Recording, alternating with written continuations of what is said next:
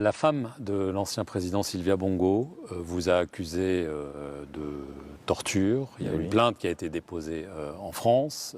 Il y a eu des vidéos qui ont circulé où on vous voit quand ils sont partis dire non, non, ne dites rien et tout ça.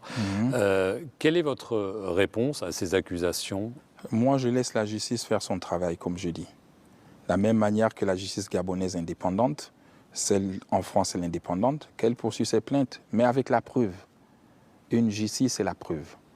J'ai vu tout ce qui a été dit, tout ce qui a été monté comme vidéo, mais je n'ai pas vu aucune preuve de torture n'a été faite à leur rencontre. Ce sont des mensonges?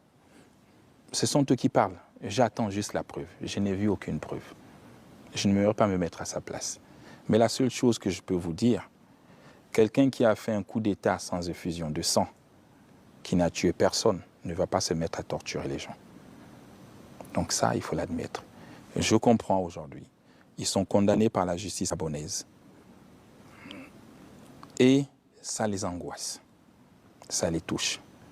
Il y a des mandats d'arrêt qui sont lancés. Donc on est prêt à tout dire, à tout raconter, à calomnier, à cracher même sur le pays qui vous a nourri. Et de dire, voilà, j'ai été torturé. Nous attendons la preuve, mais pas du chantage, comme ils veulent le faire. Ils vous font du chantage? Pas à moi, à la justice gabonaise. Et la justice a condamné avec des preuves. Des fortes sommes d'argent qui ont été retrouvées sur son compte, par le compte d'Ali Bongo Ondimba.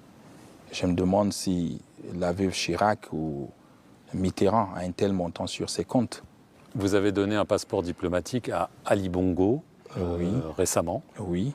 Est-ce que ça veut dire que lui, vous êtes prêt à lui pardonner, éventuellement à ce qu'il revienne au pays? Et je n'ai pas de problème avec Ali Bongo Ondimba. Au-delà du passeport diplomatique, il a été invité pour participer pleinement à la cérémonie de la salle de congrès qui porte le nom de son père, et il n'a pas voulu venir. Ali Bongo Ondimba, pour moi, est considéré comme un ancien chef d'État. L'État gabonais n'a pas encore lancé des poursuites contre lui. Pas encore, vous dites? Mais je ne sais pas s'il y en a, mais ce n'est pas moi la justice. Donc aucune plainte aujourd'hui n'est contre Ali Bongo Ondimba. Il est libre de se mouvoir, comme j'ai toujours dit, il peut revenir au Gabon. Et je n'ai pas indifférent avec Ali Bongo Ondimba, surtout qu'on sait que les 5 dernières années du Gabon, ce n'est pas lui qui l'a géré. Il était sous AVC. Donc il n'était pour rien, ce n'est pas lui qui prenait toutes ces décisions. On sait qui avait la machine et qui tenait les décisions.